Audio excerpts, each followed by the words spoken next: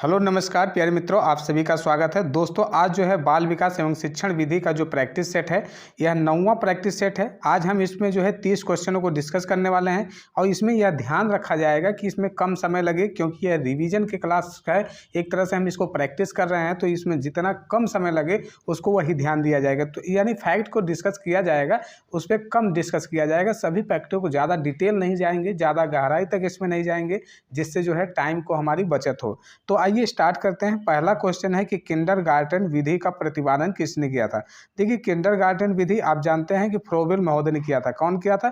Froebel महोदय ने किया था। और इसमें बताया क्या गया था कि जो किंडरगार्टन होता है, जो बच्चों का बगीचा जिसे कहा जाता है, यानी कि जो गार्डन है, एक तरह से गार्डन का मतलब है कि बगीचा। बगीचा में क्या होता है कि माली होता है और पौधा होता है। तो इसीलिए यहाँ पर जो फ्रोबेल महोदय हैं, इन्होंने बताया कि जो पौधे होते हैं वो बच्चों के समान होते हैं, और जो माली होता है वह एक शिक्षक के समान होता है। यानी कि जो जिस तरह माली जो है पौधों को सींच कर पौधे को जो है कि बड़ा करता है और उसको सींच कर एक रूप देता है, उसी प्रकार जो है कि शिक्षक भी जो है कि बच्चों को उसी प्रकार का एक रूप देगा, जो आने वाले समाज में जो है उसके लिए लाभदायी होगा। तो यहाँ पे जो है कि किंडरगार्टन विधि का प्रतिपादन फ्रोबेल महोदय हैं। उम्मीद है कि आपको पसंद आ गया होगा। अब देखिए, उसके बाद है मॉन्टेसरी पद्धति। इसमें जानते हैं आप डॉक्टर मारिया मॉन्टेसी हैं। डॉक्टर मारिया मॉन्टेसी ने जो है स्कूली शिक्षा यानी कि खेल खेल के माध्यम से विद्यालय में जो है शिक्षा का जो है यहाँ पे दिया था। इनका जो है जो विधि थी वो डॉक्टर मारिया मॉन्टेसरी जो प्रणाली थी। और डाल्टन प्रणाली के जो प्रवर्तक हैं मिस हेलेन पारखस्ट हैं। इन्होंने डाल्टन प्रणाली के जो है किया था। इसमें जो है इनका जो था, इसमें जो है कार्य करने का कोई लिमिटेशन नहीं था। मतलब कार्य जो है किसी भी टाइम में किया जा सकता है। मतलब कोई कार्य दे दिया अगर बच्चे को, तो बच्चा जो है कार्य को उसको करे। इसमें कोई भी समय का बाउंडेशन नहीं था, वह करके दिखाए। कोर के जो हैं कुक महोदय जो हैं, यह है जो है कि काल्डवेल कुक इनको कहा जाता है। तो ये जो है कि एक जो है खेल विधि का जो है इनको जनक कहा जाता है, कुक महोदय के। तो पूरा ऑप्शन हमने डिटेल में जो है डिस्कस कर दिया है। तो यहाँ पे आपका जो है किंडरगार्टन विधि वाला जो है फ्रोबेल जो है सही आंसर है।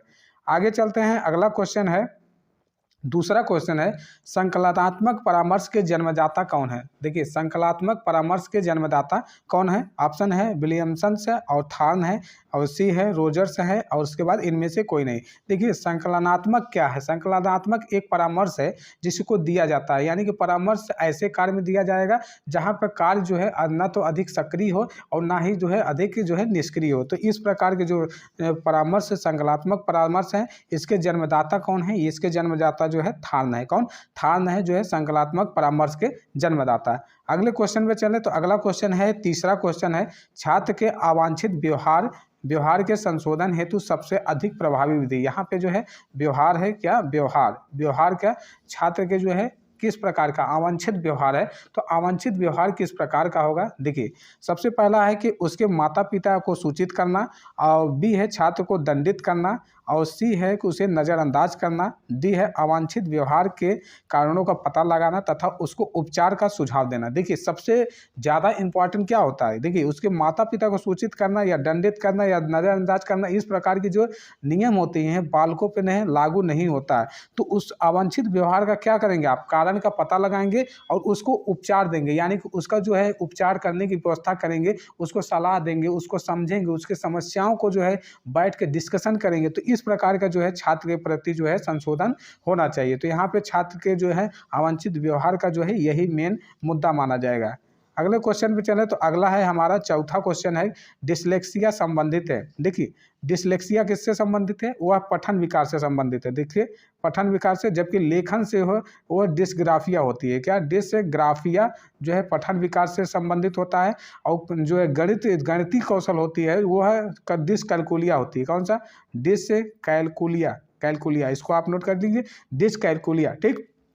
देखिए डिसलेक्सिया संबंधित है, वो पठन विकार से संबंधित एक प्रकार की समस्या है जो है कि बच्चों में पढ़ने संबंधी वह दोष होते हैं। और लेखन संबंधी दोष जो है डिस्ग्राफिया है। और सी में है जो गणित यानी कि गणितीय कौशल संबंधी जो है डिसकैलकुलिया इसको कहा जाता है।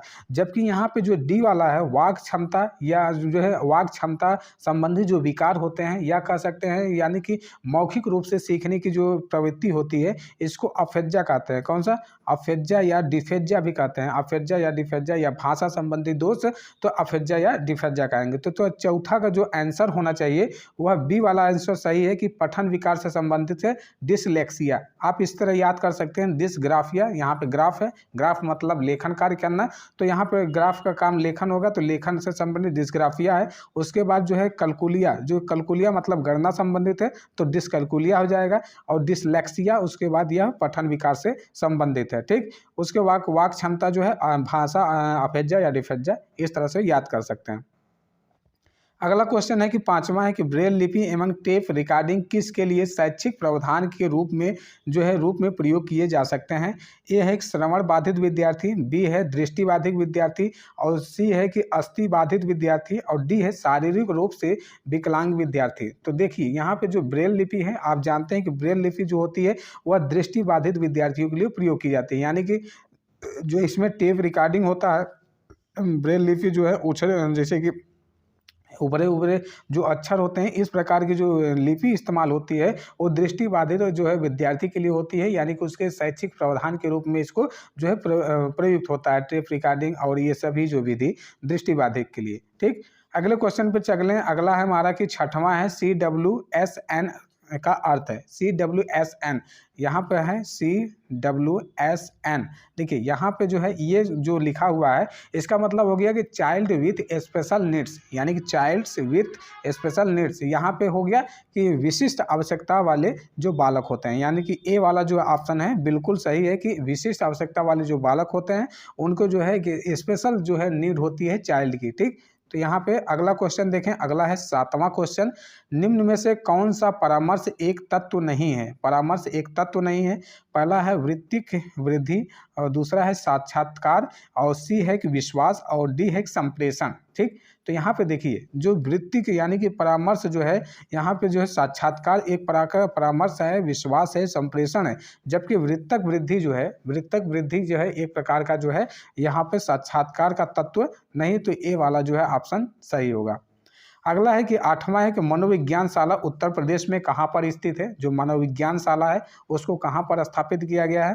पहला है कि आगरा है, बी है लखनऊ है, सी है इलाहाबाद, और वाराणसी डी वाले में। ठीक, तो देखिए इलाहाबाद जो है, यहाँ पे इलाहाबाद में जो है उत्तर प्रदेश के इलाहाबाद में जो है यहाँ पर जो है कि यह मनोविज्ञानशाला स्थापित की गई है 1942 में। किसमें? 1942 में इलाहाबाद में मनोवैज्ञानिक जो है कि जो है प्रयोगशाला जो है कह सकते हैं कि इसको जो है स्थापित की गई। इसे निर्देशन ब्यूरो ऑफ स्थापित द्वारा इसको जो है कि स्थापित किया गया था।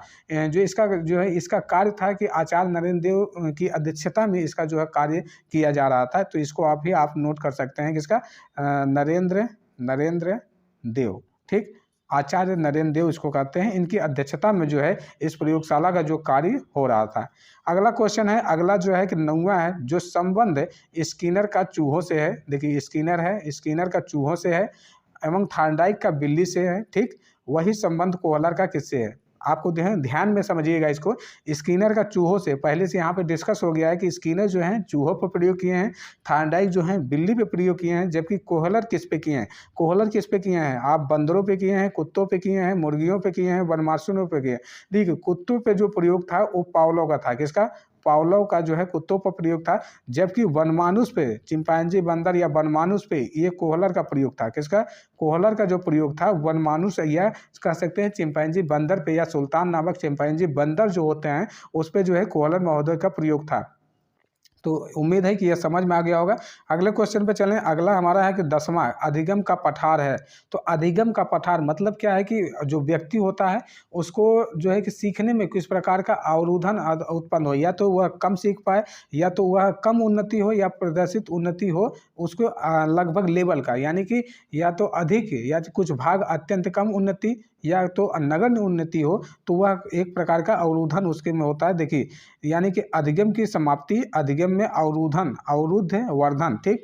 अधिगम में दोष, अधिगम में अवरोध, यहाँ पे अधिगम में अवरोध वर्धन होगा, अवरोध और वर्धन होगा। इस प्रकार का जो होगा अवरोध वर्धन यहाँ पे है नहीं, अवरोध वर्धन जो होगा अधिगम का पठार है। यानी कि अधिगम का पठार अधिगम में अवरोध वर्धन का सूचक होता है। अधिगम वक्र का कुछ भाग अत्यंत कम उन्नति प्रदर्शित करता है तो कुछ नगण्य उन्नति प्रदर्शित करता है, तो इसी को हम कहते हैं कि अधिगम का पठार, ठीक।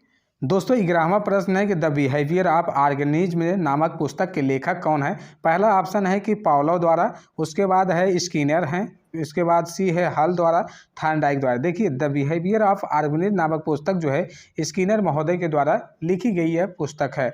अगला क्वेश्चन देखें तो अगला है कि 12वां है कि छात्रों में सही व्यवहार के प्रशिक्षण हेतु सर्वाधिक महत्वपूर्ण क्या है। पहला ऑप्शन है कि पुरस्कार है, बी है प्रशंसा है, सी है दंड है और डी है सही व्यवहार का प्रस्तुतिकरण। देखिए प्रशिक्षण अगर किया जाता है, अगर अध्यापक द्वारा जो है, अध्यापक द्वारा अगर शिक्षण कार्य जो है, अध्यापक द्वारा अगर शिक्षण कार्य जो है प्रभावित ढंग से किया जाता है, अगर उसको जो है एक आदर्श रूप में अगर शिक्षण कार्य किया जाता है तो जो बालक होता है वह भी व्यवहार जो है आदर्श रूप में करेगा, वह भी उचित व्यवहार करेगा। तो कह सकते हैं कि सही व्यवहार का प्रस्तुतिकरण कैसे करेगा, यानी कि छात्रों का व्यवहार का जो है प्रशिक्षण हेतु सर्वाधिक महत्वपूर्ण क्या होता है कि उसका सही व्यवहार का प्रस्तुतिकरण। सही व्यवहार प्रस्तुतिकरण जब होगा तो उसी प्रकार से जो है कि बालक भी उचित व्यवहार प्रस्तुत करेगा। तो यहाँ पे जो है 12वां का डी वाला ऑप्शन सही है। अगला क्वेश्चन है कि 13वां के समस्या समाधान में लक्ष्य प्रवणता के संप्रत्यय को किसने प्रस्तावित किया था। देखिए लक्ष्य प्रवणता का जो संप्रत्यय है वह जो है किसके द्वारा, हल के द्वारा दिया गया है। कौन, हल के द्वारा। इनको जो है क्लार्क हल कहते हैं, क्लार्क हल ने इसको प्रस्तावित किया था। इसमें हल ने सीखने की जो विधि को जो है जो कि एक निगमनात्मक विधि या तार्किक निगमनात्मक विधि कहा है इसको हल के द्वारा, ठीक। तो अगला देखें तो अगला क्वेश्चन है कि 14वां है कि इनमें से कौन सा शिक्षण की विचारधारा से संबंधित नहीं है। देखिए शिक्षण की जो विचारधारा है, शिक्षण की विचारधारा यानी कि जो माइक्रो टीचिंग है, माइक्रो टीचिंग यानी कि सूक्ष्म शिक्षण जो है वह है DW एलन है, बुश है और जो है एचिसन है। कौन, एचिसन है।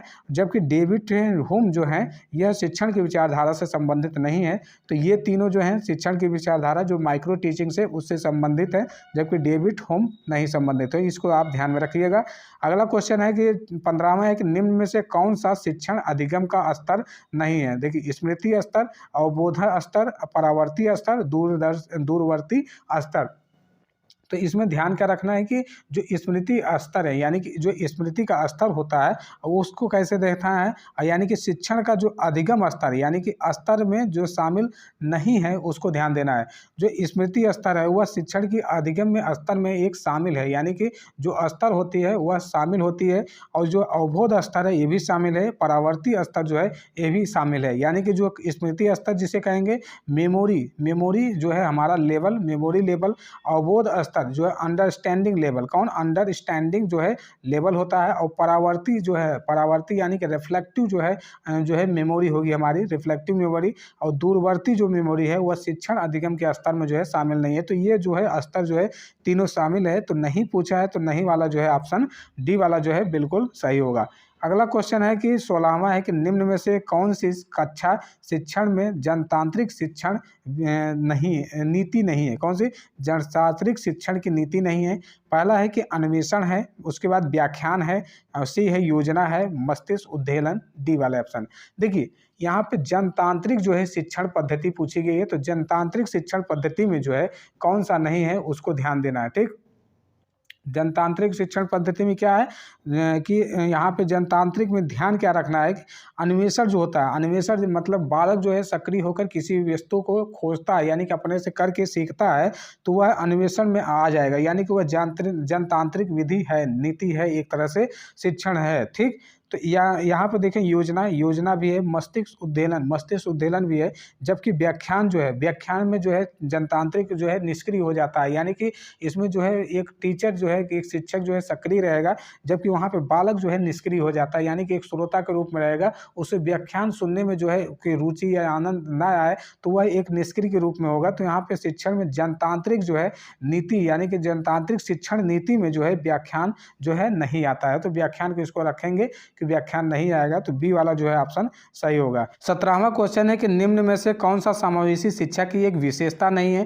पहला ऑप्शन है कि समावेशी शिक्षा एक सतत प्रक्रिया है, कोई उपार्जित अवस्था या उत्पाद नहीं है। देखिए जो सतत प्रक्रिया यानी कि सतत विकास जो होता है समावेशी शिक्षा की जो होती है वह सतत चलने वाली प्रक्रिया है, जबकि उपार्जित या अवस्था उत्पाद नहीं है। तो यह बिल्कुल सही ऑप्शन है। बी है कि केवल जो है यह केवल विशेष आवश्यकता वाले बच्चों के लिए सीखने में अभिवृद्धि करता है। तो यहाँ पर यह देखा जाए तो यह केवल विशेष जो है आवश्यकता वाले बच्चों के लिए नहीं होता है, यह निगेटिव पॉइंट है, इसको आप ध्यान में रखिएगा, बी वाला।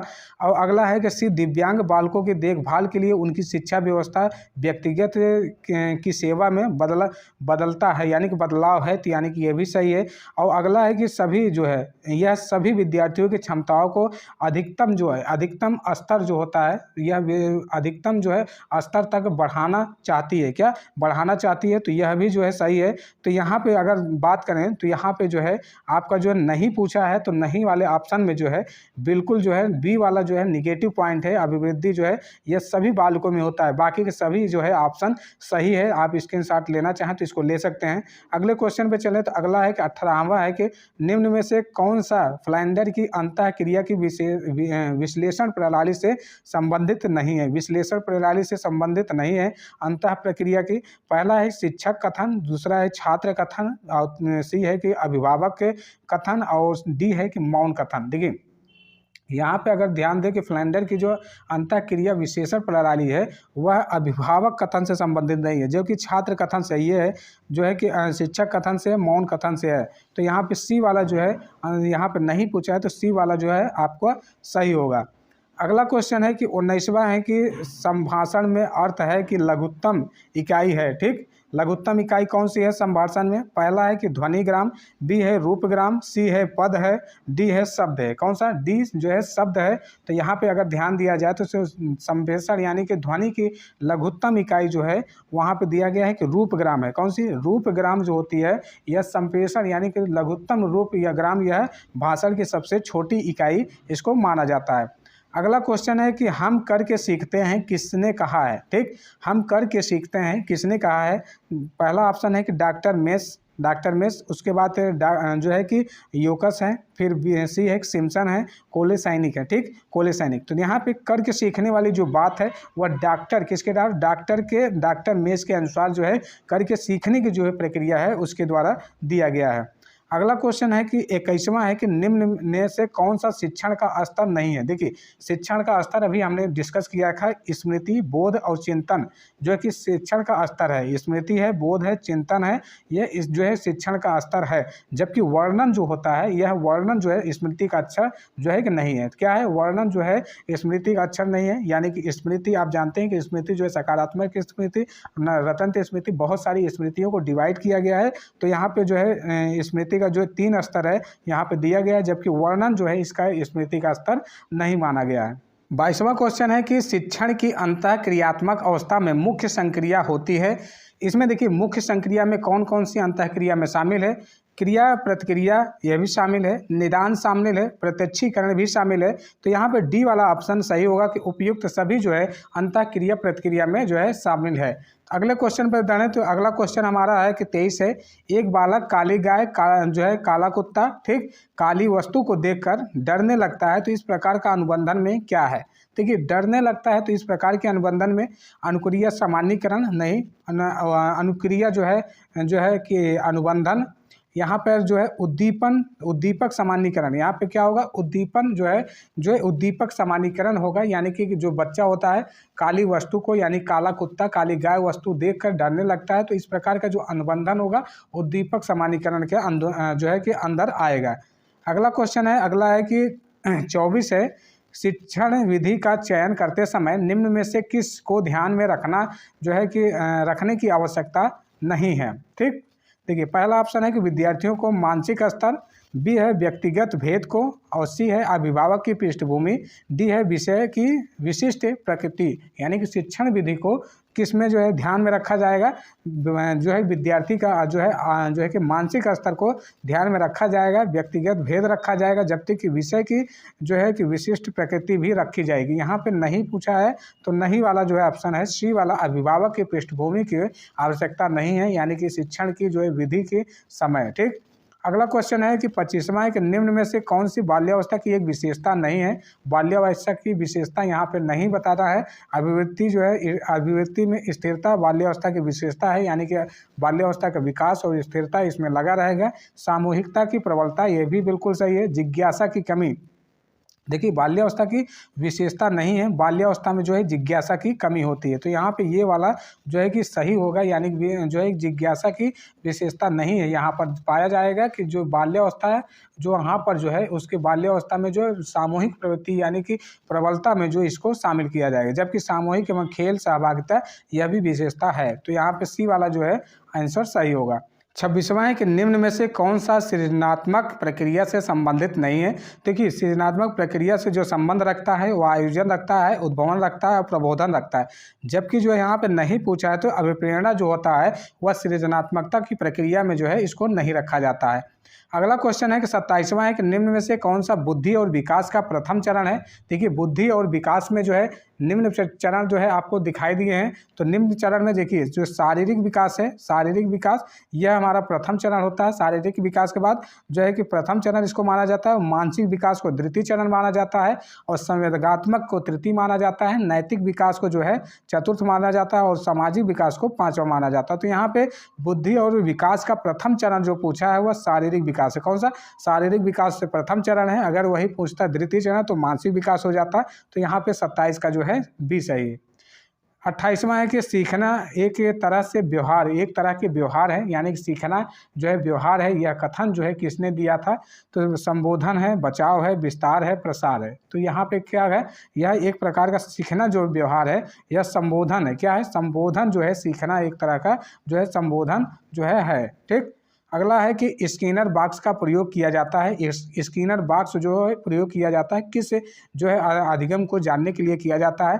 पहला है कि चालक अधिगम के लिए, दूसरा है कि शाब्दिक अधिगम के लिए, और सी है कि प्रसूत अनुबंधन के लिए, डी है आकस्मिक अधिगम के लिए। तो यहाँ पर डी जो है सी वाला जो ऑप्शन है 29 का सी जो है स्किनर जो है क्रिया प्रसूत अनुबंधन, बीएफ स्किनर को जाने जाते हैं।